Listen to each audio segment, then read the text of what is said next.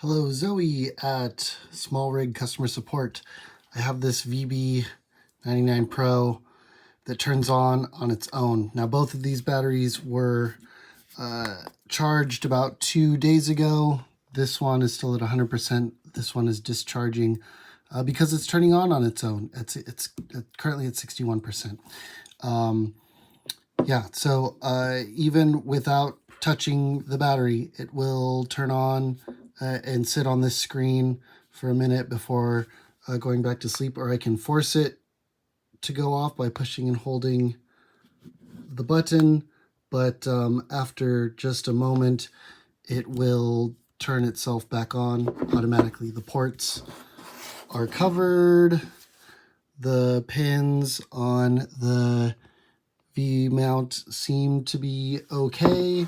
But I did notice the D-tap is not putting out full voltage either. So, like this one, I can move it around, not touch the button, and it will not turn on.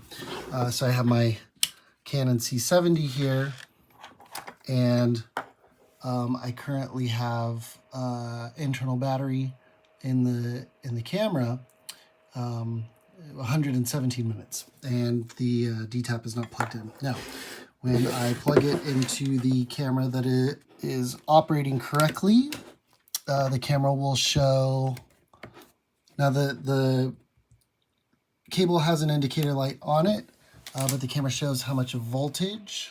Right there, now we're in focus. 16 volts. That's great. That's ideal. That's a fully charged V-mount battery. So I'm going to unplug that. We go back to the internal battery. Now, when I plug in the battery that, it turned back on its own. And I plug the D-tap in. The D-tap indicator light does turn on.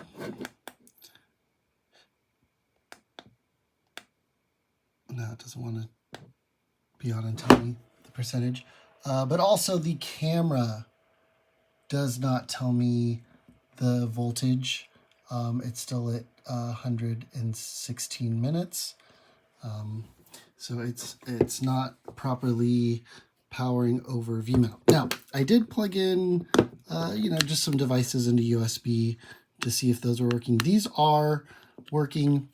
But yeah, it's kind of a pain in the butt that I can't use it to operate my camera, and that it discharges on its own, because I'd like to, be able to have it be somewhat shelf stable when in between jobs. Now, I would love if there's some firmware, if I'm able to plug in via USB and get some sort of firmware update for the battery that solves this issue, that'd be great. Love to not have to ship it. I do enjoy the battery quite a lot when it does work, but yeah, it's currently not working, and it's basically been this way since I got it just a few days ago, whereas this battery has been working as expected, no problem. I mentioned the serial number. I bought both of these at the same time, and I don't know. I can look up the serial number. I sent you the serial number from the box, but it doesn't appear that the serial number is on the back of the battery.